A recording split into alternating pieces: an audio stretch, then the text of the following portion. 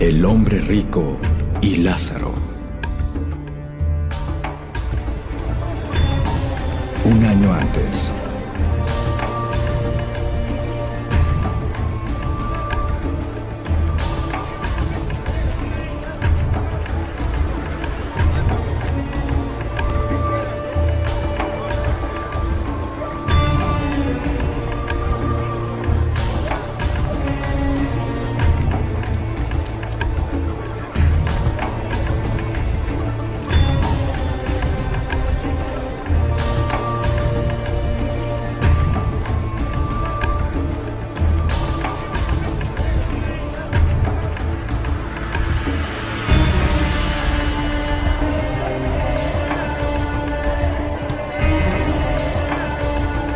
Limosna.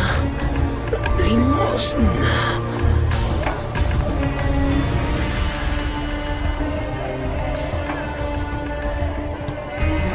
Limosna. ¿Cómo te atreves a tocarme? ¿Quieres que sea una plaga también? No debería permitirte rogar en mi puerta. Perdóname, señor, perdona. No he comido en varios días y me preguntaba si me podrías dar las migajas que caen de tu mesa. Migajas que caen de mi mesa. ¿Qué comerán los perros? Tengo negocios que atender. Quema esto. Está infectado.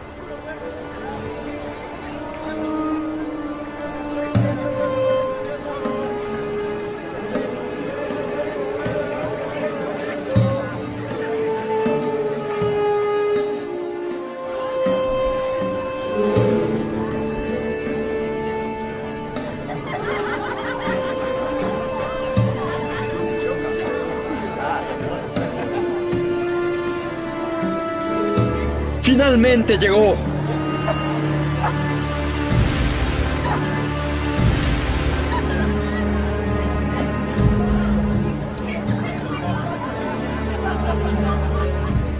Mi hermano preferido. ¿Qué quieres de mí ahora? Nada. Ya me di cuenta.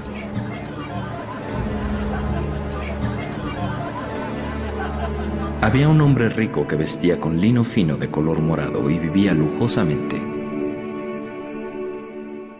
En su portón había un mendigo llamado Lázaro, cubierto de llagas, que anhelaba comer las migajas que cayeran de su mesa.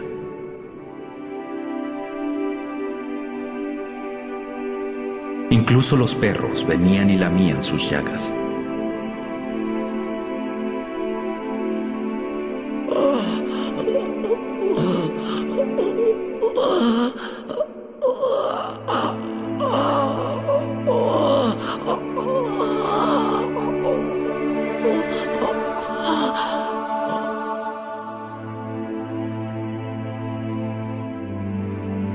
La hora había llegado para que ambos hombres murieran y pasaran de esta vida a la otra.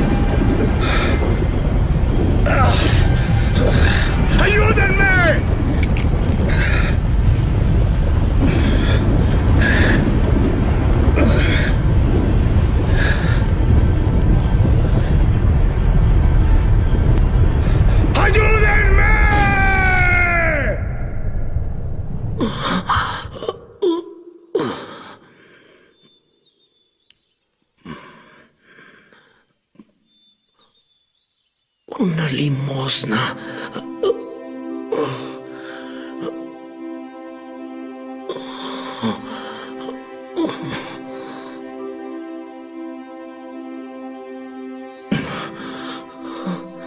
Bienvenido. ¿Padre Abraham? ¿Sí? Sí, soy Abraham. Bienvenido al paraíso. ¿Al paraíso? Sí, Lázaro. ¡El paraíso!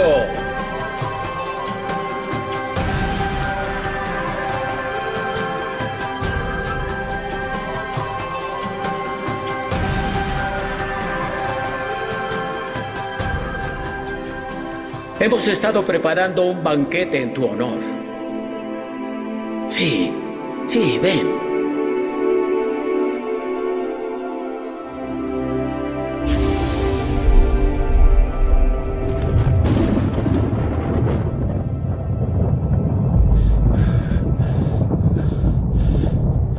¿Padre Abraham?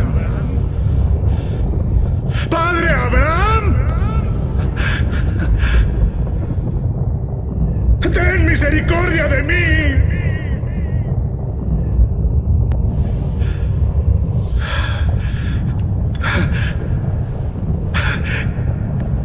Te vi con Lázaro. ¡Mándamelo!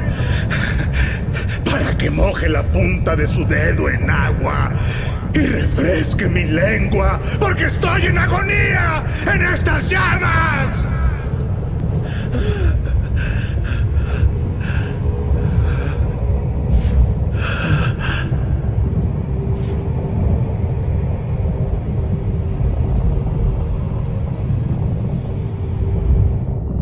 Hijo, acuérdate.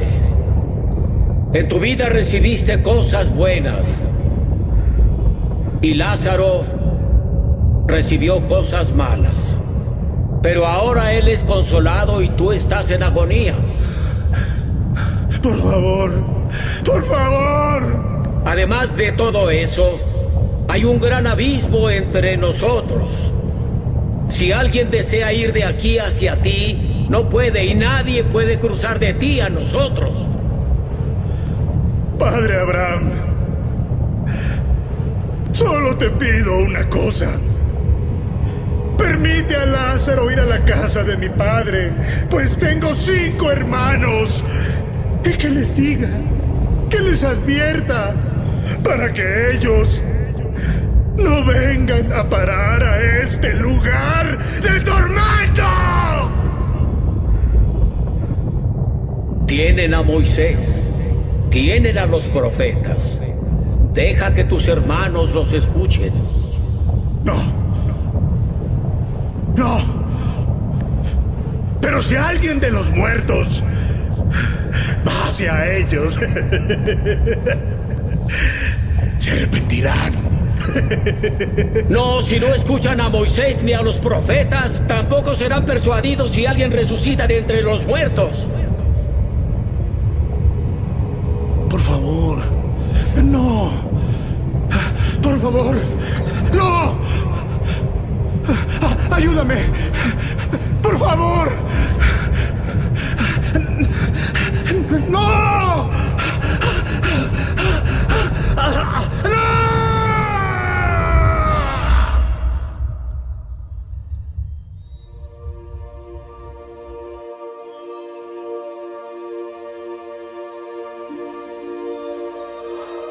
Lázaro,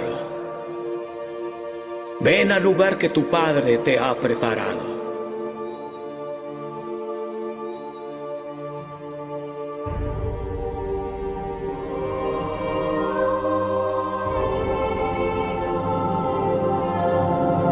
Ahora podremos dividir sus riquezas. Todos seremos ricos. Eso es lo que él hubiese querido. ¿En dónde crees que esté ahora? Él fue rico en esta vida. Estoy seguro que será rico en la próxima.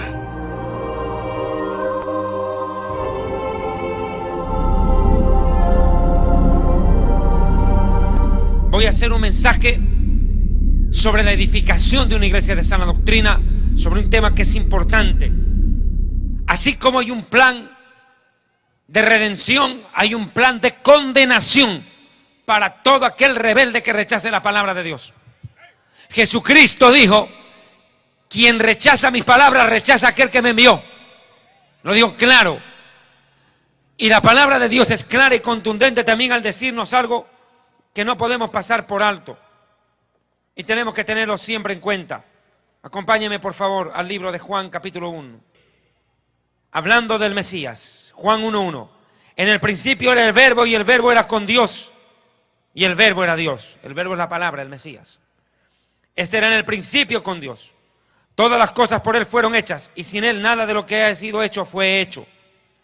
En Él estaba la vida, y la vida era la luz de los hombres.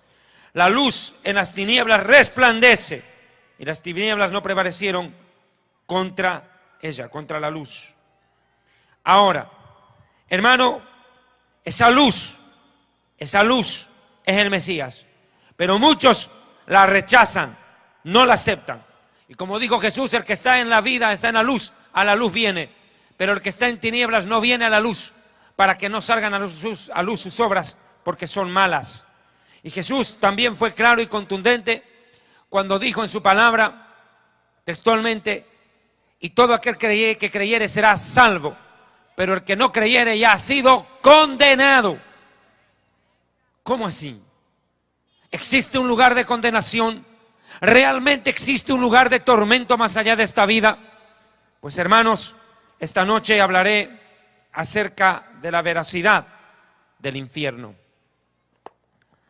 La vida después de la muerte es un tema apasionante, es una parte trascendental de la Biblia. Mis amados hermanos, hermanas, amigos, la Biblia nos habla de muchos temas, de todos en sí, pero también nos habla de la muerte y del origen de ella. El inventor de la palabra muerte fue el mismísimo creador e inventor de la vida, Dios. Fue de la boca de Dios mismo donde por primera vez emergió la palabra muerte. Cuando Dios le dijo a nuestros padres: si comieren de este fruto ciertamente morirán. El autor de la palabra muerte fue el creador de la vida. La muerte. Una palabra a la cual pocos le dan importancia, ni siquiera piensan en ella. Y otros le dan demasiada importancia, tanto que le tienen terror. Lo cierto es de que la muerte comenzó su historia aún dentro de la misma Biblia. A veces los niños le hacen preguntas difíciles a los padres. Un niño de 4 años se acercó y le dijo a su padre: papá, ¿y por qué la gente se muere y desde cuándo es que se mueren? A veces pareciera tan fácil pregunta, ¿va? Pero aunque usted no crea, requiere una explicación, una respuesta bíblica y teológica. El hombre muere desde que se rebeló contra Dios, desde que pecó contra Él. La muerte ingresó a la tierra por consecuencia de la desobediencia y la rebelión. Eso lo sabemos todo. La muerte es una parte del estudio de la Biblia. Se llama la tanatología. La tanatología estudia la vida después de la muerte. La palabra tánatos se traduce como muerte, logos, estudio. Pero en sí, la palabra tánatos tiene más que ver con la palabra desprendimiento, separación, apartar, desprenderse de. La pregunta es: cuando hablamos de la vida después de la muerte y relacionamos con separación, ¿de qué estamos hablando? ¿Separar qué cosa de qué cosa? Pues bien, a la luz de la Biblia, la muerte tiene dos facetas. La separación de la criatura con su creador produce muerte, porque la paga del pecado es muerte. La consecuencia del pecado es la muerte, la separación espiritual de la criatura con su creador. Y Dios es espíritu. Dios es espíritu. Y si pecamos, quedamos espiritualmente separados de Él. Terrible brecha, abismo que se produce en el momento de la rebelión humana. O sea, La primera acepción de la palabra separación es separar a la criatura de su creador por consecuencia del pecado. Como dice el profeta Isaías, vuestros pecados han hecho ocultar el rostro del Señor para no escucharlos. Vea usted, separación. Tremendo abismo. Pero también la palabra muerte involucra una separación de lo inmaterial abandonando la materia. Lo inmaterial abandona la... ¿Qué quiero decir con esto? La muerte no se produce cuando el corazón deja de latir, cuando los riñones ya no funcionan o cuando se produce un colapso, un infarto cerebral. No. La muerte no se produce ese momento. La muerte se provoca cuando el espíritu y el alma, dos cosas, espíritu y alma desalojan la materia, el recipiente donde están metidos en este tiempo, llamado cuerpo. La Biblia enseña que Dios creó al hombre tripartito, tres partes.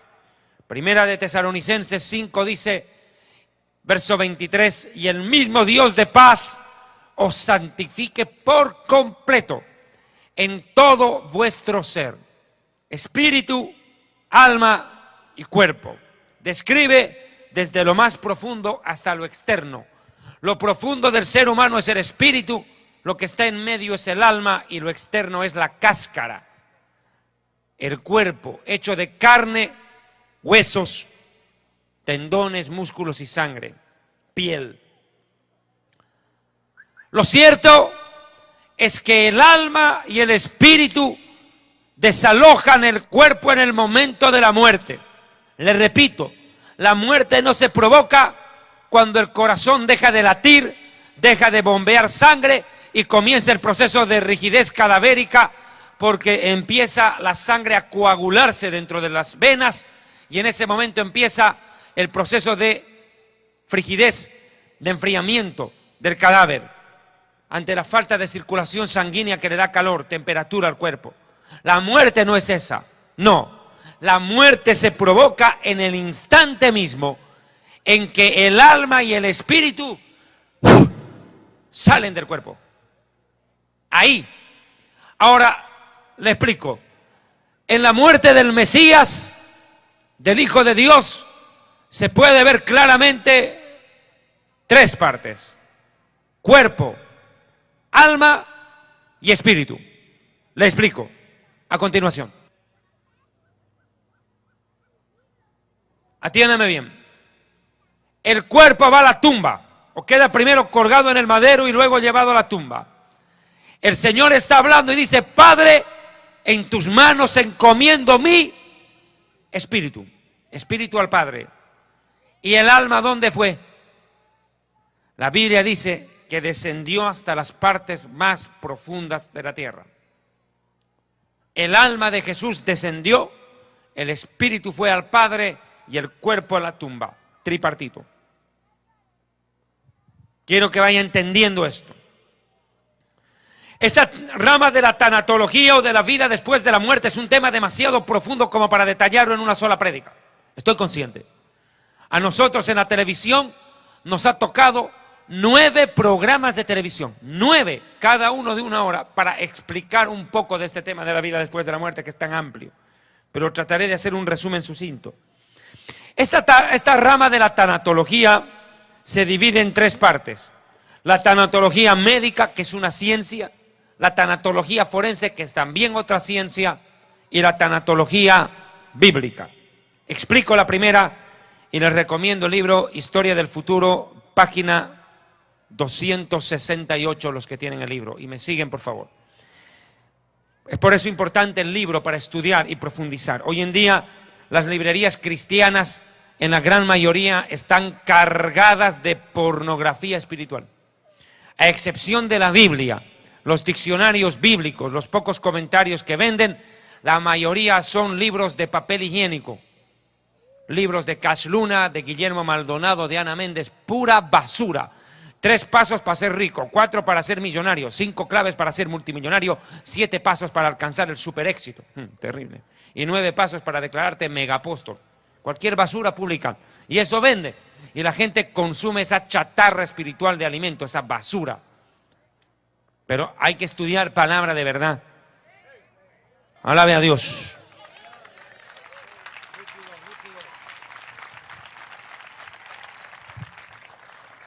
Les decía, amados hermanos, hermanas y distinguidas suegras que también han venido acá. No saludo a las suegras, se ofende ese sindicato. Mire, la tanatología médica es la primera rama que voy a describir. Es preparar a las personas para afrontar la muerte. Esto se aplica en los hospitales, preparando a la persona enferma, desahuciada o moribunda para asumir la muerte y sus consecuencias. Es más, es concientizar a la propia familia sobre la muerte del ser querido. El tema de la muerte es tan delicado que la familia y la persona moribunda necesitan en especial un trato especial, diferente. ¿Por qué? Cuando muere un hijo, imagínese comunicarle a la mamá, decirle: señora, sus 3 hijos venían en un carro y se estrelló contra un camión y se le murieron los 3 hijos. Hasta luego. Usted no puede transmitir una... La pobre señora es capaz de morir de un infarto al saber que sus hijos se le mueren. La ley de la vida dice que los hijos están para enterrar a los padres, pero cuando los padres tienen que enterrar a los hijos, eso no tiene nombre. Y transmitir una noticia de ese calibre necesita indispensablemente que se lo haga con tacto.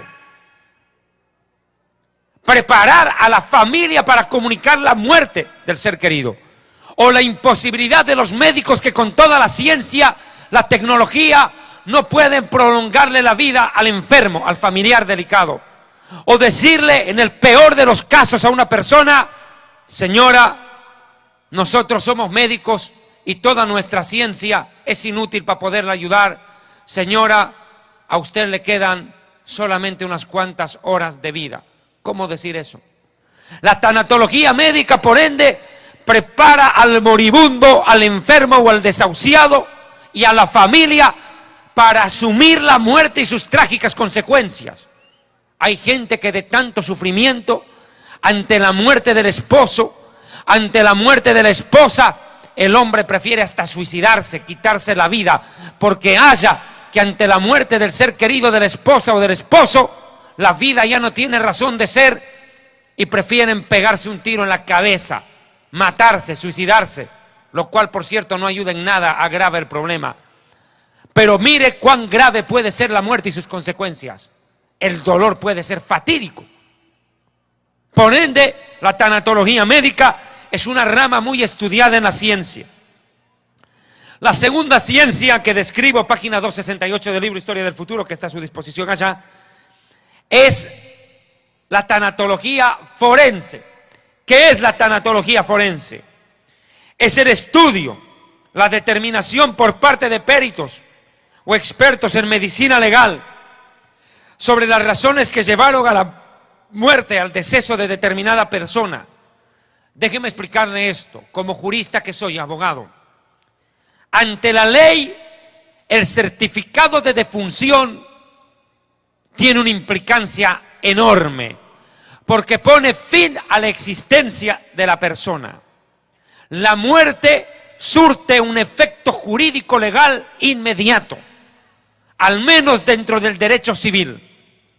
La muerte de una persona suscita inmediatamente efecto jurídico, porque se tiene que proceder ante la muerte del padre de familia, ante la muerte de la madre o de los dos progenitores. Inmediatamente se abre un capítulo dentro del derecho sucesorio, la herencia. Se mueren los papás en un accidente y los bienes tienen que pasar jurídicamente a manos de los hijos como herencia de la familia. surte un efecto legal. El certificado de defunción no solo pone fin a la existencia de la persona, sino que suscita un efecto legal entre los herederos. Por eso la ley exige un dictamen escrito del médico forense que explique las consecuencias que provocaron la muerte, el deceso de tal persona, porque inclusive puede ser que la suegra le haya echado cianuro al sancocho del yerno y lo mató. ¿Quién sabe? Ahí hubo un homicidio. Tiene que surtir un efecto legal y la ley necesita imperiosamente, muito obrigado para você, para de sufrir. Un poquito de agüita. Les decía, surte un efecto, porque puede haber un homicidio, un asesinato, un homicidio culposo. La ley tiene que determinar la causa de la muerte de la persona y si hubo un crimen, hacer pagar a quien lo cometió. Y la medicina forense, a través de los médicos legistas, tiene que hacer un estudio. Y ese estudio se llama autopsia. Cuando al cadáver se lo abre y se lo revisa por dentro para ver qué fue lo que le provocó la muerte. Si fue una muerte natural o una muerte provocada. Es lo que se llama el mortis causa o la causa de la muerte. Los médicos legistas están utilizando todos los medios científicos avanzados para facilitar aún la identificación de cadáveres. Un ejemplo, una fosa común. Hay 40 personas enterradas en el mismo hueco, en la misma tumba, ahí metidos en el mismo foso. Y la gente quiere saber si su familiar es el que está enterrado ahí dentro. Han pasado 30 años, solamente hay huesos. ¿Qué toca hacer? Ahí se abre un capítulo dentro de una rama científica que ha desarrollado mucho en los últimos años y que a nosotros los abogados nos ha ayudado muchísimo. La deontología forense. ¿Por qué? Porque los dientes pueden ayudar a determinar aún a quién pertenecen los huesos. ¿A quién pertenecen esos huesos? ¿A qué persona pertenecieron? No solamente está la autopsia, está la necropsia, que es otra rama científica, otra fórmula científica. Cuando se ha hecho la autopsia y no hay conformidad de parte del juez, dice esta muerte es rara, y lo que dice el médico forense en autopsia no me convence demasiado. El cadáver ya lleva 4 semanas de enterrado y dice desentierren el cadáver. El juez ordena desenterrar el cadáver, exhumar el cadáver y una nueva autopsia al cadáver, desenterrándole. Esto se llama necropsia. Es un segundo estudio sobre el cadáver para verificar una vez más cuáles fueron las causas de la muerte de esa persona. Vean que la tanatología forense cumple una función preponderante. Involucra la balística, la deontología, la autopsia, la necropsia y todas las ramas que la ciencia está facilitando con su desarrollo para determinar la muerte de una persona. Es más, simplemente este dato, aunque no viene al caso, porque ahorita no estoy dando una clase de derecho civil, pero estoy explicando algo que le puede servir. Por ejemplo, el marido abandona a la mujer, no aparece por 5 años, nadie sabe dónde está. Y la madre, con los 3 muchachos, no sabe qué hacer, no sabe nada del marido. Creen que se murió, pero no estaba muerto, andaba de parranda. Ahí andaba. Estaba ahí, mijo, dando vueltas, revoloteando ahí con una vieja por allá. Vea, andaba con una vieja en bikini en la playa. No estaba muerto. Y como dicen, el muerto a la tumba y el vivo a la rumba. Ahí anda. Lo cierto, y que el diablo huya. Aleluya, dice que el diablo huya, dice. Y que el marido huya cuando molesta, dice. Pues vea, la desaparición de una persona por un tiempo prolongado debe determinarse la muerte presunta. Se presume, y eso no es que uno presume, es el juez el que dictamina. Y dice, se hace la emisión de la declaración de muerte presunta de Perico de los Palotes, desaparecido hace 6 años sin dejar rastro. Nadie sabe dónde está. Si está vivo, está en Nueva York, está en Miami, en Madrid o está muerto. Nadie sabe dónde anda metido. O sea, se hace la declaración de muerte presunta, lo cual beneficia a la mujer y a los hijos para que reciba por herencia los bienes. Vea, o sea que mire, la medicina forense y todas estas ciencias jurídicas son claves para este tema. Pero voy a explicar ahora sí la tercera rama de la tanatología. Sigo en la página 268 del libro. La tanatología bíblica. ¿Qué dice la Biblia de la muerte? Ese es el punto. Es el primer libro de la historia en ofrecer una tesis sobre el origen de la vida, el origen del universo, el origen de la tierra, el origen del ser humano y el origen de la muerte. La Biblia en el libro del Génesis hace un compendio en los primeros capítulos y explica el origen de todo. Origen del universo, una vez más lo digo, el origen del universo, el origen de la vida, el origen de la tierra, el origen del ser humano, el origen de los animales, de las plantas, de los peces y de la creación, el origen del ser humano, el origen del pecado y el origen de la muerte. Por eso la Biblia es el libro de los libros. ¿Cuántos alaban a Dios? Adore a Dios. Cielo y tierra pasarán, pero sus palabras no van a pasar jamás.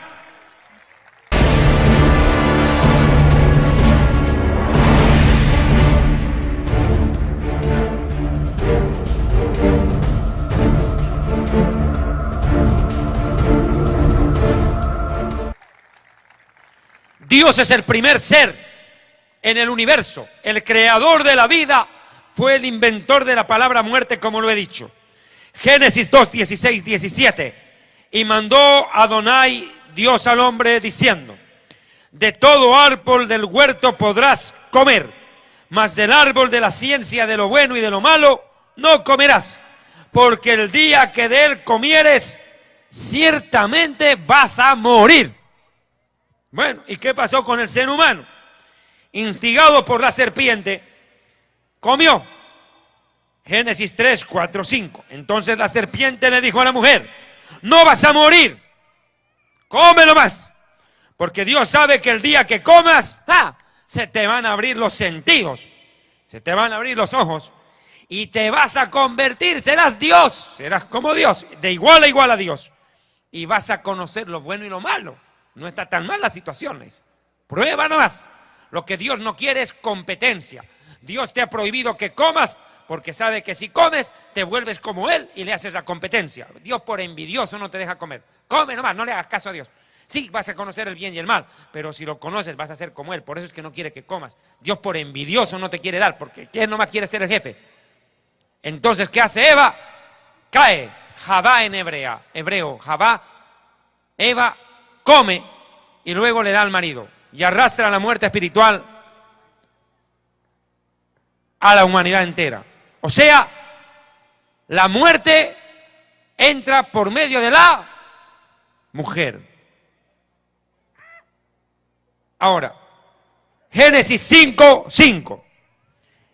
Y fueron todos los días que Adán vivió 930 años y murió. 930 años y murió. Aquí viene la pregunta.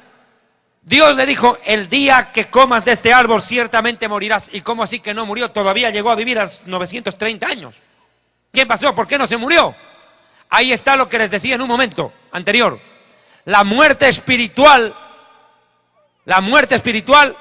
es la separación entre Dios y la criatura, el ser humano. Y se produce en el momento de la muerte, de la rebelión, de la muerte espiritual, se produce en el momento de la rebelión contra Dios. Muerte espiritual cuando el ser humano se rebela. ¿Adán murió? Sí y no. Sí, murió espiritualmente, no físicamente. ¿Cuándo muere físicamente? 930 años después de haber pecado. Vivió casi 1000 años Adán en esa condición, caído. Por eso dice la palabra: por tanto, como el pecado entró en el mundo por un hombre, Adán, por el pecado la muerte, así la muerte pasó a todos los humanos por cuanto todos pecaron. Pero bueno, ahora aquí viene el proceso de la redención y todo ello. Mire, página 269. Si el ser humano fue creado espíritu, alma y cuerpo, se entiende que al producirse la muerte tiene que surtir efectos sobre las tres partes, el espíritu, el alma y el cuerpo. ¿Cómo demostramos nosotros que el alma y el espíritu desalojan el cuerpo cuando se produce la muerte? Pues vamos a la bendita, eterna palabra de Dios. Santiago 2:26, en el libro, página 269, ahí lo tiene a mano, porque hay unos hermanos que no pueden encontrar ni el libro de Géminis en la Biblia. Sí, una vez le preguntaron a una hermana, hermana, ¿cuál es el primer libro de la Biblia? Géminis, dijo. Estaba pensando en su horóscopo. Hermana suegra, ¿qué son las epístolas? Las esposas de los apóstoles, dijo. Terrible. A otro más analfabeto bíblico le dijeron cómo se llama el segundo libro de la Biblia. Séxodo, dijo. Terrible. Atroz, qué ignorancia. Por eso, para que quieran, el versículo está ahí a mano, para que sigan nomás la lectura. Santiago 2:26. La muerte es la separación del espíritu y el alma desalojando el cuerpo. Santiago 2:26 dice: porque como el cuerpo sin espíritu está muerto, así la fe sin obras también está muerta. Vea que el cuerpo sin espíritu está muerto. La muerte se produce cuando el espíritu desalojó el cuerpo. Jesús está muriendo en la cruz. Entregó el espíritu, murió. El espíritu salió. Padre, en tus manos encomiendo, dijo, mi espíritu. Ahora aquí acontece un milagro. No solo, yo a veces, pastores, me sorprendo, predicamos mucho sobre el milagro del nacimiento del Mesías. Pero aunque usted no crea, aún la muerte del Mesías fue un milagro raro, extraordinario. ¿Por qué? Cuando una persona está falleciendo, ¿cuál es su condición? No puede ni hablar. No se le escucha lo que habla. Pero Jesús, escuche, la muerte no lo mató, si quiere que le diga más claro. La muerte no mató al Mesías. Él puso la vida. Porque el rato de morir clamó. ¿Cuándo escuchaba usted a un muerto gritar de esa manera? Padre, Eli, Eli, lama sabactani. Gritó. Después de cuántas horas de agonía. Gritó y todos lo escucharon. Como dijo Jesús, a mí nadie me quita la vida, dijo Jesús. Yo la pongo y la vuelvo a poner. ¿Cuántos alaban? A Dios. Él dejó la vida. Él dejó la vida. No es que la muerte lo mató, porque Él venció la muerte. ¿Cuántos alaban a Él? Él es la vida. Dele un aplauso. Adore a Dios. Cristo viene. Alabe al Dios del cielo. Santo es su nombre. Vea usted que la muerte del Hijo de Dios fue un auténtico milagro. Si hubiera sido un muerto común, ni siquiera se le hubiera escuchado hablar en la cruz. No, Él hablaba tan fuerte y claro que todos escuchaban cuando Él decía algo. La muerte no lo mató. Él venció la muerte. No solo al salir de la tumba, sino al entregar su vida por sí mismo y amor a la humanidad. Gloria a Dios. Adore al Hijo de Dios, quien como Él. Precioso es tu nombre. Santo eres tú. El Ministerio Evangelístico Internacional Kedushá, Santidad, presenta Jerusalén y la Tierra Prometida, el plan de Dios para Israel y el fin de los tiempos en Historia del Futuro, porque para Dios el futuro es historia.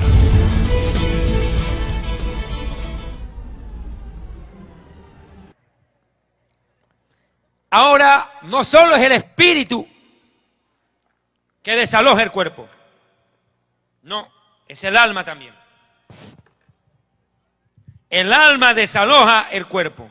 Génesis 35, 17 y 18. Mire, aconteció que como había trabajo en su parto, que le dijo la partera, no temas, que también darás a luz este hijo.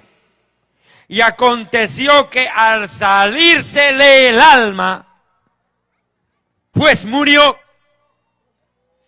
Llamó su nombre Benoní, mas su padre lo llamó Beniamín. Ahora vea, al salírsele el alma, pues murió. Vea usted, en el momento en que sale el alma del cuerpo se provocó la muerte, intempestivamente, en ese mismo momento. La muerte se suscitó cuando el alma salió del cuerpo de Rebeca. Y no es el único caso.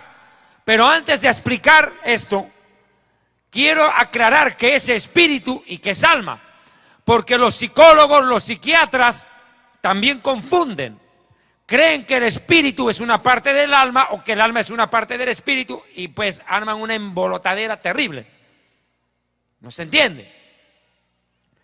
El alma no es el espíritu. El espíritu tiene tres partes. Intuición es una de ellas. Comunión y conciencia. La intuición, la comunión y la conciencia son parte del espíritu. Una madre está sentada, de pronto, ¡ay, mi hija! Y no sabe qué pasó. Algo ha pasado con mi hija y su hija vive en otro país. ¿Qué fue eso? Eso no fue superstición. La hija salió de su vientre, tiene parte de ella. Por eso siente. La intuición intuye el peligro. Hija, no te cases con ese sinvergüenza, dice la suegra. Intuye. Intuición. 2. La conciencia es parte del espíritu, no del alma. La conciencia es el parlante de Dios en nuestro corazón. Cuando Dios habla, no habla con nuestra alma, porque nuestra alma es de naturaleza caída, rebelde contra Dios. Cuando una persona es inconversa o atea, obedece a su alma pero no a su espíritu, no hace caso a la conciencia.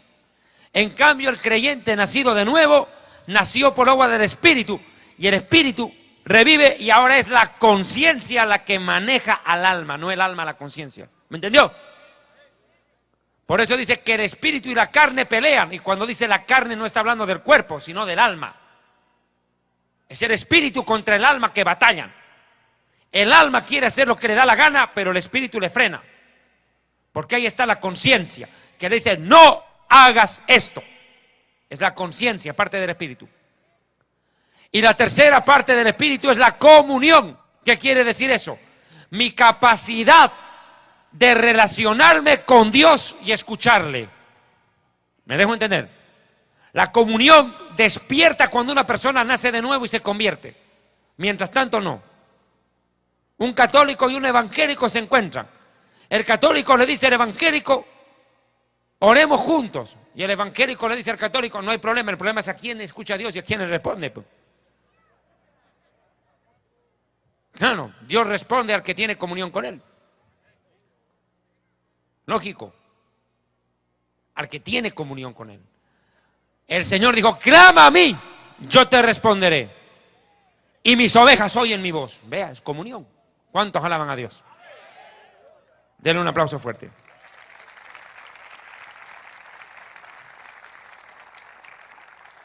Y aquí aprovecho de hacer una aclaración. En el alma, sin embargo, hay otra cosa. El alma es totalmente diferente. En el alma están tus pensamientos, tus sentimientos, tus emociones, tu capacidad de decidir, tu capacidad de crear cosas, tu capacidad de hablar o de expresarte, tu capacidad de gobernar. De eso voy a hablar ahorita. Es parte del alma. No es lo mismo que el espíritu. Ahora quiero puntualizar un detalle, si me lo permiten, en este minuto. Muchas personas siempre han tenido la imagen que cuando yo voy a predicar a algún país, a alguna ciudad, es netamente a desenmascarar a falsos profetas, falsos predicadores. No siempre es eso. Creo que tiene que dejarles claro una cosa, hermano. Nosotros somos predicadores que no solamente estamos para defender la sana doctrina ante estos ladrones, estafadores, mareros de la maratónica. No solo eso. Ante estos que se llevan el dinero mal donado a Miami, robando el money al cash y dejando en la luna a la gente. A través de un enlace con el infierno y de la maratónica. No es solo eso. Nosotros tenemos autoridad de parte del Señor, no solo, escúcheme bien, en el sentido en el cual tenemos que defender la sana doctrina. Es un deber hacerlo. Pero escúcheme esto. ¿Por qué Dios da autoridad a un predicador para luchar contra la falsa doctrina? Porque el predicador no sea capaz solamente de reprender al apóstata y a la falsa doctrina, sino de enseñar la palabra y la verdad. Nosotros los predicadores de la sana doctrina no solamente estamos para exhortar, reprender a los falsos predicadores y a la gente que los sigue, no, también estamos para edificar a la iglesia con mensajes como estos y consolar. Si ustedes piensan que solo David Diamond se para en un púlpito para denunciar a estos herejes, está equivocado. Esa es una parte del mensaje, una parte, pero no la principal. Importante sí, pero no la principal. Nosotros hemos sacado programas en la televisión y en el internet donde hemos hablado del arrebatamiento, los sellos, las copas, las trompetas, todo lo que está en este libro, muchos temas de la profecía bíblica donde no hemos denunciado herejes. Así que por si acaso le dejo claro, nosotros no solamente denunciamos apóstatas, sino que edificamos a los creyentes para que se fundamenten en la fe, estructura espiritual y estructura doctrinal que hace falta en el corazón del pueblo de Dios.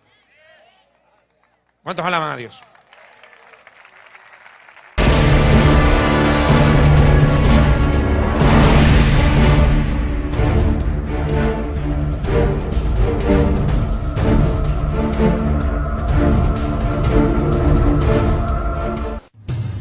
El Ministerio Evangelístico Internacional Kedushá, Santidad, presenta Jerusalén y la Tierra Prometida, el plan de Dios para Israel y el fin de los tiempos en Historia del Futuro, porque para Dios el futuro es historia.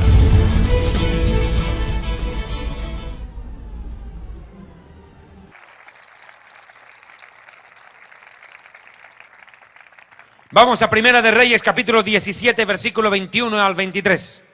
Página 269. Elías va de visita a una casa. La que le atiende es una mujer viuda que tiene un hijo. Llega el profeta y se armó no la fiesta, sino el velorio. Se le muere el hijo a la pobre viuda. Qué terrible. Ya me imagino la cara de la viuda decir, traigo al profeta y encima se me muere el hijo, comenzó el problema. Pero ¿qué hace el profeta? Hombre de Dios, Elías. Primera de Reyes, capítulo 17, 21 al 23. Y se tendió sobre el niño 3 veces, sobre el niño muerto. Y clamó al Eterno y le dijo, Eterno Dios mío, te ruego que hagas volver el alma de este niño a él. Se había ido el alma. Y el Eterno oyó la voz de Elías, y el alma del niño regresó a él, y revivió. O sea, una vez más comprobamos que el alma sale del cuerpo o regresa. Y ahí se produce la resurrección o revivir. Escuche, algunas sectas en el Oriente lejano enseñan la reencarnación. Usted no puede comer una vaca porque es una vaca sagrada. Puede ser que su tía se está reencarnando ahí dentro. Pero eso creen. Que hay una persona que está en reencarnación. Se murió y como tiene que seguir viviendo por muchas vidas más, se reencarna en una vaca.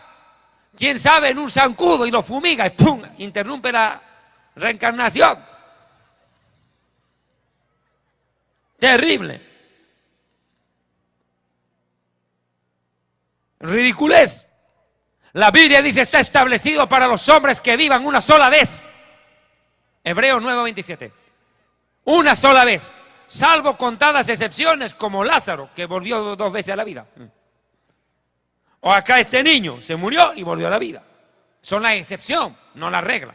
Lo común es que uno se muere y se vaya a la tumba. Chao. No lo van a ir a sacar todos los días de ahí. Ahora miren. Acá el alma vuelve al niño, al cuerpo del niño, y revive. Y Elías, tomando al niño, luego lo trajo del aposento a la casa y lo entregó a su madre y le dijo, mira, aquí está tu hijo, vive, ya, se acabó. O Yeshua, Jesús, cuando entró a esa casa y dijo, Talitá cumí, muchacha, levántate, le dice. Y la niña revivió. Ahí está claro, eso es resurrección. O cuando Pablo estaba predicando tan largo que uno de esos hermanitos dormilones de los que nunca faltan y vienen a roncar al culto, ¡pum!, se tiró del segundo piso por la ventana por roncar. Con eso nunca más se ha debido dormir en una prédica. Se murió. Más bien estaba el apóstol Pablo, fue, oró y volvió a la vida. ¿Cuántos alaban a Dios? Alabe a Dios.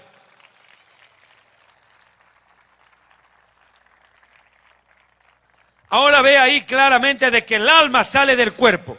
¿Por qué estoy tocando este tema con tanto énfasis? Y yo no sé, no creo que yo alcance a terminar esta prédica honestamente. A lo mejor mañana voy a tener que continuar en otro lugar donde me toca predicar el mismo mensaje.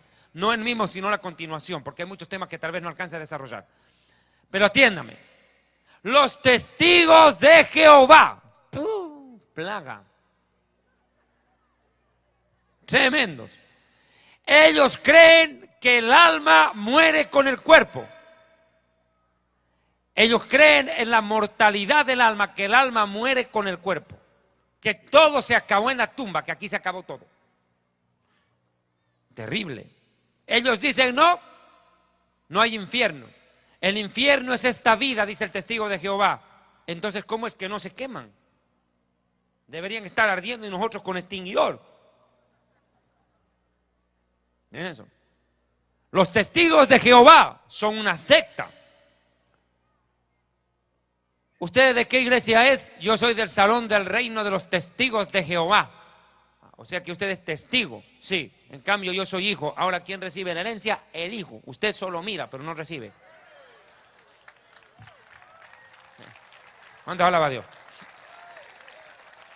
Ese es como el Motagua. Solo mira cómo el Olimpia sale campeón. Testigo ese. Testigo es. Pero los testigos de Jehová no deberían llamarse testigos de Jehová. Deberían llamarse testigos contra Jehová. Eso es lo correcto. Porque todo lo que Dios dice en la Biblia, ellos lo desmienten. Terrible. Es la verdad. Pregúntele al testigo de Jehová. ¿Tú crees que el Espíritu Santo es persona? Y el testigo te dice, no, es energía. Ah, o sea que el foco también debiera hablar. Terribles son. Testigos contra. Ellos dicen, ¿cómo un Dios de amor va a mandar a nadie al infierno? Estoy de acuerdo, Dios no manda a nadie al infierno, solitos se van porque les da la gana. Y es ahora aquí donde me voy a meter en el tema del infierno. Para avanzar un poco. Dios creó a su imagen y semejanza al ser humano. Pero ¿qué realmente quiere decir esto? Mire, Dios creó al ser humano a su imagen y semejanza, excepto a los chinos. A ellos los hizo en serie, fotocopiados. Yo no sé cómo se reconocen entre dos chinos, yo no sé. Hasta ahora no entiendo. Es un misterio. ¿Qué habla este tipo? Está hablando en lengua, viejo. Terrible. Y todos igualitos. Con razón la Canon que está en el Japón, porque ahí sí los canonizaron a todos. Los metieron y los fotocopiaron. Todos iguales. Yo lo único que aprendí a decir en chino es suegra. Lin Chen La. Terrible. Es terrible eso. Y ojo que no tengo suegra, pero ya estoy practicando. Algún día me tendré. Entre tanto tengo que prestarme la suya para exorcizarla. Y como usted es tan buena gente, me la presta a su suegra para que la exorcice. 10 demonios por el precio de uno. Barato, combo. Más barato que en el Pare de Sufrir. Es terrible. Suegra, ¿cuál es tu nombre? ¡Legión! Pues, terrible. Uy, ahí sí tiene que escapar. Oye, como el otro día estuve predicando acerca del Apocalipsis. Y les dije, hermanos, el Apocalipsis está dividido en dos grandes grupos, tribulación y gran tribulación. Y no me entendían lo que yo estaba explicando, tuve que darles un ejemplo. Tribulación es cuando tú te vas, cuando tu suegra se va de tu casa peleando contra ti, dejándote peleado con la esposa. Es de tribulación. Y gran tribulación es cuando la suegra vuelve a vivir contigo.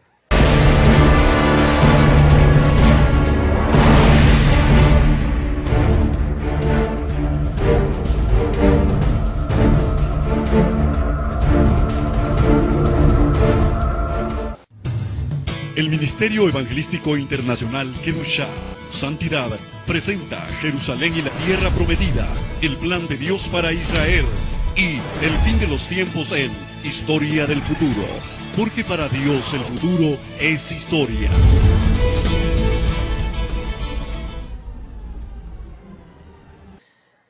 Génesis 1, 26, 27. Dijo Dios: hagamos al hombre a nuestra imagen y conforme a nuestra semejanza. ¿Estaba hablando con los ángeles? No. Y señoree, gobierne, quiere decir, en los peces del mar, aves del cielo, en las bestias y en toda la tierra, y en todo animal que se arrastra sobre la tierra, es decir, la víbora. Y creó Dios al hombre a su imagen, a imagen de Dios los creó, varón y hembra los creó. Vea, imagen y semejanza. ¿Qué quiere decir esto? Aquí viene un tremendo enredo. Cuando no entendemos lo que significa esta expresión, se arma un terrible, terrible problema. ¿Por qué? Escuche. La gente cree que imagen y semejanza es que si Dios tiene muela, yo también. Que si Dios tiene incisivos, caninos, molares y premolares, yo también. Que si Dios tiene paladar, yo también. Que si Dios tiene uña con mugre, yo también. No, pues. ¿Verdad? Pestañas, párpados. No, nada que ver. Mire, hay 4 palabras hebreas. Página 270 del libro Historia del Futuro. Corra para el libro. Ahí está explicado todo. Toar significa aspecto físico externo. O sea, que si Dios tiene orejas, pies, ojos, manos, dedos, dientes, nosotros también. Eso no es. No es Toar. Otros dicen Tafnit, configuración material. Estoy hablando términos hebreos para que usted me entienda. Tampoco. No es que Dios tiene carne, huesos y piel y por ende nosotros carne, huesos y piel. No, eso no es la imagen y semejanza. Porque Dios no tiene cuerpo, Dios es espíritu. No es cuerpo. Que tomó cuerpo, sí. Pero no es que es cuerpo. Jesús mismo dijo, Dios es espíritu. Pero hay 2 palabras hebreas que sí son las correctas. Las que aparecen en Génesis 1, 26, 27. Tselem y Demut, que significan forma e imagen, pero espiritual, no física, no palpable. ¿Qué quiere decir esto? 7 características. Ustedes responden, por favor, en voz alta. ¿Dios piensa? ¿Dios piensa o no piensa? Claro que piensa. El hombre también. ¿Dios siente? El hombre también. Dios siente odio contra el pecado, ama al pecador. El ser humano siente amor, cariño, tristeza, sentimos. Dios decide, el hombre también tiene capacidad de decisión.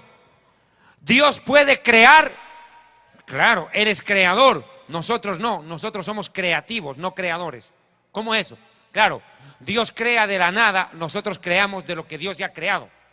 Transformamos la materia en beneficio nuestro y de nuestros semejantes. Es creatividad, no es capacidad creadora, sino creativa. ¿Me distinguió? ¿Me entendió, verdad? Y si no entiende, problema suyo. Dios se expresa, claro, el hombre también, a través de palabras, de gestos, de distintas circunstancias, transmite lo que hay en su mundo interno, el hombre también. Dios gobierna, claro, Él es rey, por naturaleza Él es rey. El hombre también gobierna. Gobierna su propia vida, gobierna su familia y gobierna la sociedad, pero no gobierna a Dios. Nosotros no lo gobernamos a Él. Eso es lo que predican los apóstoles de la prosperidad, que el hombre gobierna a Dios. Yo decreto este día, yo declaro, yo digo. ¿Y quién te crees tú? Yo decreto que está sano. Y Dios dice, yo he decretado que se muere. ¿Y qué? Yo decreto. Quiero hacer una aclaración. Los decretos no lo hace el predicador, lo hace el rey. Y la Biblia dice, guardaréis mis estatutos, mandamientos y decretos. Sus decretos ya están en la Biblia, mi amigo. Dios no necesita que un predicador baboso y hereje se pare en un púlpito a decir, yo decreto que este año 2013 va a caer carros, piscinas, todo sobre ti. Dios te va a dar. Yo decreto, yo lo digo. 13 decretos apostólicos. Dijo el diablo. Los decretos los hace el rey, no el criado. Y nosotros no le vamos a dar órdenes a nuestro Señor. Él es el rey y merece respeto. Y el que decreta la sanidad de alguien es Dios, no el hombre. A veces los predicadores ahora se quieren robar el protagonismo. Es yo declaro, yo digo, yo decreto, yo profetizo, yo visualizo, yo esto, yo aquello. Y Jesús dijo, quien a nombre propio habla, su propia gloria busca. Pero aquel que habla a nombre de aquel que le envió, este es verdadero. Y Jesús añadió y dijo, el que es de Dios conocerá si la doctrina es de Dios. Dijo Jesús, el que es de Dios reconoce si la doctrina es de Dios o no. Y el que no es de Dios no entiende nada, para él todo es igual. Vuelvo al tema. Ahora viene pensar, sentir, decidir, crear, hablar, gobernar. Ahora, séptima pregunta, y aquí acelero, aquí recién comienza la prédica. ¿Dios existe para siempre? El hombre también. Y ahí viene el problema con católicos y con testigos de Jehová. Ahí empieza la pelea. Porque los testigos de Jehová no creen que el ser humano exista para siempre. No creen. Creen que todo acaba en la tumba. Y el mismo Dios de paz os santifique por completo en todo vuestro ser, espíritu, alma y cuerpo, sean guardados irreprensibles para la venida de nuestro Señor. Ahora, si el ser humano existe para siempre, la tumba no es el fin. Cuando usted acuerda, se acabó la vida. Los jóvenes vivimos para soñar, los viejos viven para recordar. Y cuando empiezan a recordar se da cuenta que la vida pasó tan rápido. 70 años y la vida se les fue. De un momento a otro miran y ya tienen hasta bisnietos. Y dicen, ¿qué hago acá? ¿Cómo es que llegué? Somos como la niebla que hoy está y mañana desaparece. Somos como la flor que hoy está y mañana se marchita. No desaprovecha esta oportunidad porque tal vez la hora de morir ha llegado para ti. La gente piensa que se puede burlar del infierno. La gente piensa que el infierno no existe, pero están equivocados. Geológicamente la ciencia demuestra que el infierno existe. El planeta Tierra tiene 3 capas: la costra, el manto y el núcleo. Y pido a los camarógrafos enfóquense en este momento en el mensaje acá. Esto es importante lo que voy a predicar. Escuchen bien. El planeta Tierra científica, geológicamente demuestra la existencia del infierno. El planeta Tierra tiene 3 capas. La costra, que es la parte habitable para el ser humano, abarca entre 10 a 70 kilómetros de espesura. Estoy en la página 275 del libro Historia del Futuro. El manto, que es la parte interna de la Tierra, la parte media, se divide en manto inferior y manto superior. Se compone de silicios y silicatos. La profundidad del manto de la Tierra abarca los 3.000 kilómetros para abajo. 3.000.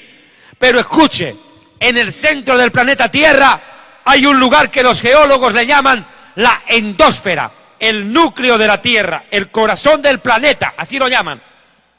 Y sabe, está a 6.000 kilómetros de profundidad. 6.000 kilómetros de profundidad de la superficie. Aquí abajo está la endósfera. Es un gigantesco yacimiento de acero derretido a 11.000 grados de calor. 11.000 grados centígrados. ¿Sabe qué? Ahí el hierro, el acero, se vuelve vapor. Terrible. El calor es intenso. 11.000 grados centígrados. ¿Y sabe qué? Hasta allí descendió Jesús. Jesús dijo, Mateo 12, 39, 40, textual: así como Jonás estuvo en el centro, en el vientre del gran pez 3 días y 3 noches, es necesario que el Hijo del Hombre esté 3 días y 3 noches en el corazón de la tierra. ¿Dónde? En la endósfera, en el núcleo. En pocas palabras, el infierno del cual habló Jesús está en el núcleo de la tierra, en la endósfera. Los geólogos han descubierto esto. ¿Cómo presentar esto? Yo creo con los sonidos directamente. Se cuenta que quizá hacia los años 80, principios, un equipo de expedicionarios soviéticos, penetrando en lo más hondo de la Tierra, se encontraron con unos sonidos que no esperaban. Para muchos estos son los sonidos del infierno. Estén atentos, por favor.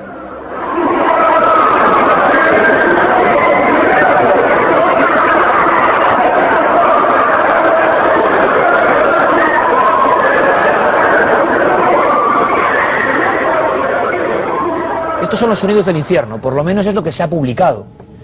Que un grupo de investigadores en una zona inhóspita de Siberia penetró con sus perforadoras y, según declaraciones de un tal doctor Azakov, y esto se publicó en Medio Mundo, a unos 14,4 kilómetros, estoy dando los datos concretos, repito, que se hicieron públicos en su momento.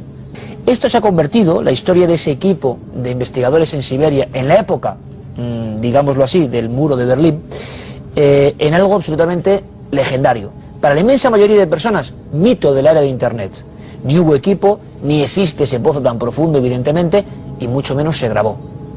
Y claro, yo sabía que un buen amigo de este programa, el jefe de Ciencia y Tecnología del diario ABC, José Manuel Nieves, sabía más cosas. Cosas increíbles, que les van a sorprender. José Manuel, como siempre, buenas noches. Buenas noches, Iker. Esta historia, lo hablamos tú y yo muchas veces, ¿verdad? Es difícil de superar en cuanto a todo el componente cinematográfico, sí, casi que tiene, ¿verdad? Parece un guión hecho exprofeso para ser llevado al cine o algo así, sí. Y un guión que yo creo, José Manuel, que además tuvo mucho impacto y lo sigue teniendo. Porque para mucha gente, y esto es lo importante, esos sonidos que ahora vamos a analizar se convirtieron en una causa de fe. Sí, sí, absolutamente. Lo que pasa es que, como pasa con todas las cosas, ten en cuenta que estos sonidos fueron grabados hace casi 40 años. El experimento científico, el trabajo científico al que hacías referencia es real. Claro, esa es la primera, que yo creo que ya me quedé aquí diciendo, ¿cómo, José Manuel, que no es leyenda urbana, que no se han inventado unos tipos? No. No, lo que es real y forma parte de un proyecto ambiciosísimo que se hizo en la antigua Unión Soviética. Sabes que los soviéticos se caracterizaban por hacer proyectos majestuosos, muy grandes, y desviaban ríos y colocaban, ahora este lago me lo llevo a otro lado. Bueno, pues uno de estos grandísimos proyectos de la Unión Soviética querían perforar la corteza terrestre. ¿Con qué objetivo? Ni más ni menos. Pues para hacer estudios geológicos, querían llegar concretamente. La corteza terrestre es una capa muy delgadita, pero que tiene entre 35 y 70 kilómetros de espesor según las zonas del mundo, ¿no? Entonces, en la península de Kola, en Siberia, el espesor de la corteza es de 35 kilómetros. Entonces ellos querían perforarla completamente para llegar hasta el manto terrestre. Es una zona de transición entre donde se acaba la corteza y empieza el manto, que se llama Mojo. Es un diminutivo de la zona de Mohorovicic, que se llama Mojo. No lo consiguieron porque se encontraron con dificultades técnicas a bastante menos profundidad de 35 kilómetros, ¿no? A 12 kilómetros y 300 metros, una cosa así, tuvieron que dejarlo. Pero una cosa, José Manuel, que esto es muy importante, y me gustaría más que viéramos alguna imagen. Este lugar existe y este proyecto es real, y esto pasó de verdad. Ahora vamos a ver qué son las voces. Esto es lo que estabas hablando, el pozo de Kola. Claro, exactamente. No solo existe, sino que es un proyecto científico, un proyecto geológico que duró más de 20 años. Es decir, duró desde el 24 de mayo de 1970, que fue cuando se empezó a perforar, y se fue cerrado completamente, o sea, clausurado el proyecto en el año 92. Pero se dejó de perforar un par de años antes, en el 89. Y ya te digo, a la profundidad que antes hemos dicho, ¿no? A 12.260 Es una barbaridad, es mucho más del Everest hacia abajo, ¿no? Claro, no, de hecho, es la mayor perforación que se ha hecho hasta día de hoy. Es decir, aunque hayan pasado 40 años, no se ha conseguido llegar más abajo, perforando. Y tenemos las perforadoras, me gustaría que viéramos algún detalle de esos gigantescos taladros. Entonces la historia es que este equipo existe. Al parecer alguien es indiscreto en aquella época. La historia, creía mucha gente que era del año 90, 91, se hace pública en internet en el 95. Eso es una perforadora, claro. Efectivamente. ¿Esto qué es? Esto es un taladro, esto es una broca con una serie de taladros con puntas de diamante que se utilizan para perforar las rocas. Son parecidas a las tuneladoras que hacen los túneles del metro, ¿no? Lo que pasa es que esto es hacia abajo. Y claro, imagínate bajar eso más de 12 kilómetros. Perforando continuamente, ¿no? Grabaciones geológicas son bastante comunes, se hacen muchas veces. De hecho, hay grupos en Japón y grupos en Estados Unidos que utilizan las grabaciones para digamos, escuchar el sonido de las placas tectónicas, ¿sabes?, sobre las que están los continentes, porque toda la corteza terrestre está rota en distintas placas que se mueven e interaccionan entre sí, es decir, se chocan, se rozan, y genera un sonido, se superponen, claro. Entonces, esos sonidos es lo que están intentando es ser capaces, a partir del sonido, de predecir los terremotos. Luego está el tema de por qué se pararon las excavaciones, las perforaciones. Entonces, hay dos versiones. La versión científica y técnica, que es la que yo puedo aportar. La cuestión es que se encontraron con casi el doble de la temperatura que ellos pensaban encontrarse a esas profundidades, y los instrumentos sencillamente no aguantaban. Claro. Entonces hubo un momento que intentaron lo que pudieron y tuvieron que suspender porque no les aguantaban los instrumentos, tuvieron que parar, y pararon a esa profundidad. Y luego surge la leyenda, ¿no? Y luego está la leyenda. Entonces, según la leyenda, que además fue difundida por algunos de los geólogos, como este doctor que tú citabas antes, dijeron que no, que el motivo no había sido ese, que no había sido un motivo técnico, y no es más, que el proyecto original de la Unión Soviética no era perforar la corteza terrestre, como de hecho era, sino buscar el infierno, o sea, encontrar una prueba del... Imagínate los soviéticos buscando el infierno. Bueno, pues se llegó a decir incluso eso, ¿no? Y que no solamente lo habían intentado, sino que lo habían conseguido. Donde los científicos españoles hablan y demuestran la creencia en la existencia del infierno, y son ateos, y dicen que existe. Mi amigo, la gente piensa que el infierno no existe. Sin embargo, la Biblia dice que el centro de la tierra está lleno de fuego. Job 28:5, de la tierra nace el pan y por dentro está convertida como en fuego. Job 26:5-7, las sombras tiemblan en lo profundo de los mares y todo cuanto en ellos mora. El Seol está descubierto ante él, el infierno. Mire, textual. Y otra versión, otro manuscrito en arameo dice, las sombras tiemblan aterradas en lo profundo de los mares. Imagínese usted. ¿De qué está hablando? Del infierno. Mire, la Biblia dice en Proverbios 15:24, el camino de la vida es hacia arriba para el entendido, para apartarse del Seol, el infierno que está abajo. Y la Biblia dice también en Job, escuche, que todos los días el infierno arrebata a los pecadores.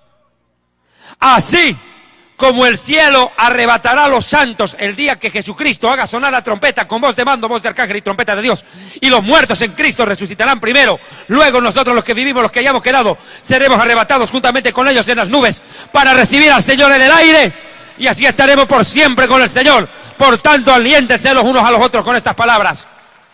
Mi amigo, así como el cielo a los santos, el infierno todos los días arrebata a los rebeldes. Se los traga, como se lo tragó a Coré, entró vivo al infierno. Mi amigo, la gente que no cree en el infierno, no hay problema, no te haga problema. Si tú no crees en el infierno, tranquilo, no te compliques, vas a creer cuando ya estés ahí dentro. No te compliques, porque en el infierno no hay incrédulos, todos creen, pero ya es tarde. Aún el diablo cree y tiembla. El infierno existe, está en el corazón de la tierra, de acuerdo a Mateo 12:40. Es más, es un lugar de tormento. La gente dice que el infierno no existe, y le voy a decir 7 cosas claves, que están en mi libro Historia del Futuro, se las recomiendo. ¿Qué pasaría si el infierno no existe? ¿Qué pasaría si el infierno no existe?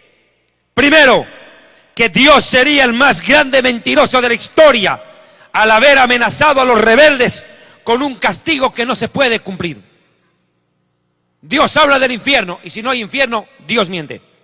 Mas sea Dios veraz, y todo hombre mentiroso. Sea Dios veraz. 2. Si no hay infierno, usted no puede confiar en Dios. Dios no merece confianza, porque no puede hacer justicia. ¿Dónde quedaría entonces el premio al que hace lo bueno y el castigo al perverso?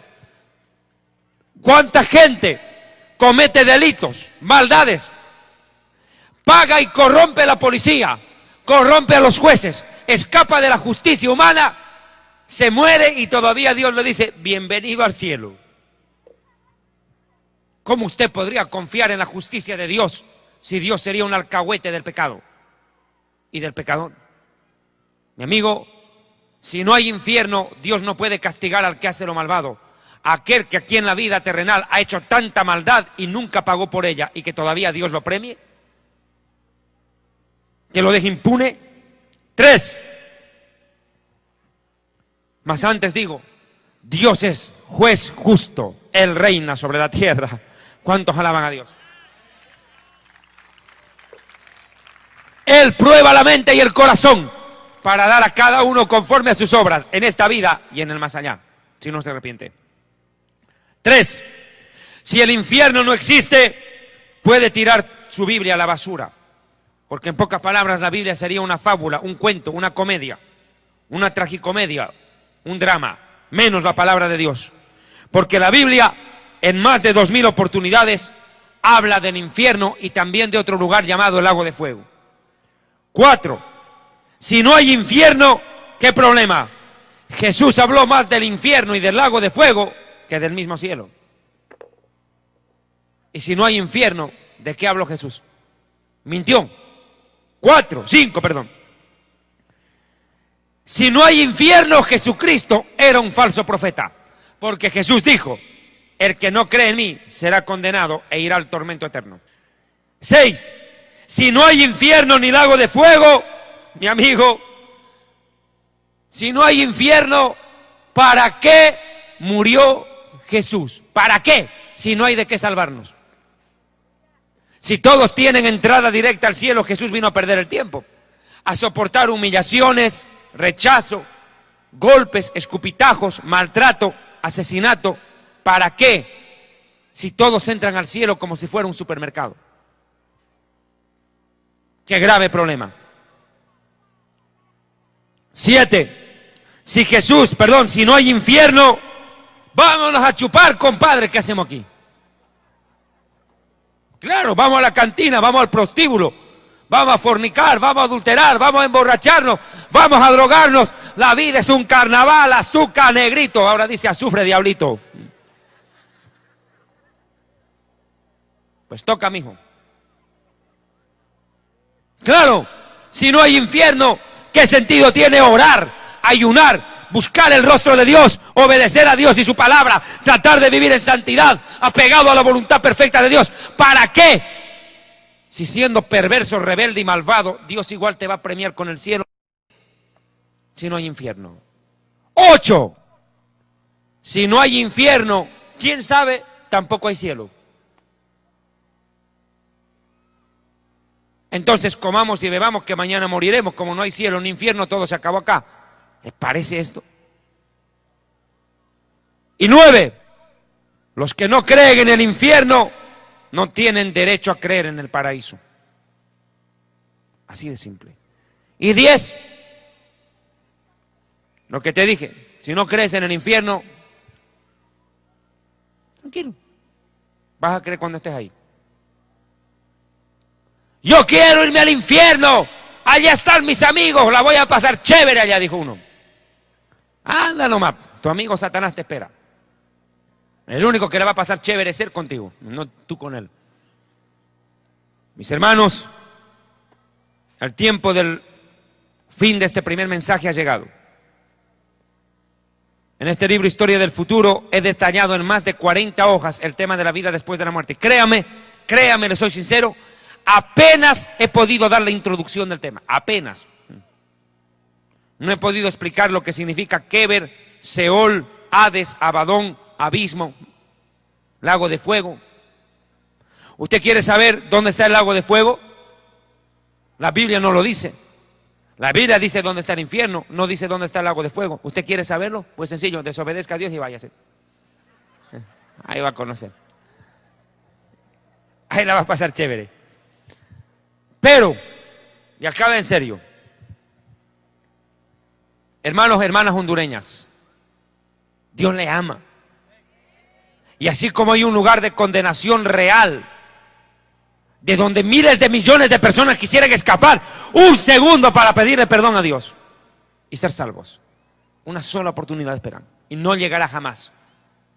Hoy Dios te da la oportunidad aquí, en vida, porque la cosa es aquí, mijito, de que seas salvo. que seas salvo. Porque la paga del pecado es muerte, mas la dádiva de Dios es vida eterna en Cristo Jesús. Y Jesús dijo, yo soy la vida. El que cree en mí tiene vida eterna. Yo he venido para que ustedes tengan vida y vida en abundancia. Buscadme y viviréis. Porque el que me busca y me encuentra alcanza el favor y la bendición de Dios. Buscad al Señor en tanto pueda ser hallado. Llamadle en tanto está cercano. Dejen impío su camino, el rebelde. Apártese de su maldad y vuélvase a Dios, el cual será amplio en perdonar. Si tú has venido en esta noche, hondureño, hondureña, catracho, arrepiéntete. Dios te ama. Dios me mandó a decirte a ti que te ama. Y que Dios quiere que seas salvo. Que disfrutes de la vida eterna.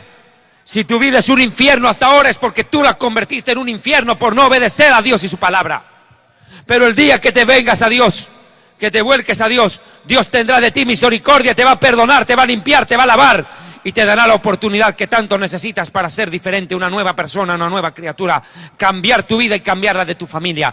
Da el primer paso esta noche, Dios te está llamando. No eres tú el que estás buscando a Dios, es Dios el que te está buscando y te dice, ven en pos de mí. Ven a mí. Dios te está llamando. Dios quiere que te arrepientas. Dios quiere darte una nueva oportunidad. El Espíritu Santo te está hablando a tu corazón. Dice el Señor, si oyes hoy su voz, no endurezcas tu corazón. Dios te está llamando donde quiera que tú estés. En tantos países del mundo donde nos sintonizan historiadelfuturo.tv, medios de comunicación. Donde quiera que usted esté escuchando este mensaje, corra al altar, arrepiéntase, arrodíllese y pídale perdón a Dios, el cual será amplio en perdonar. Dios es grande en misericordia, se duele del castigo. Dios no quiere la condenación del rebelde, Dios quiere que el rebelde se arrepiente y viva y tenga el perdón de Dios. Si no tienes paz en tu corazón, no tienes felicidad, es porque Jesucristo no vive dentro de ti. Ven a Dios, acércate a Él por medio de su Hijo.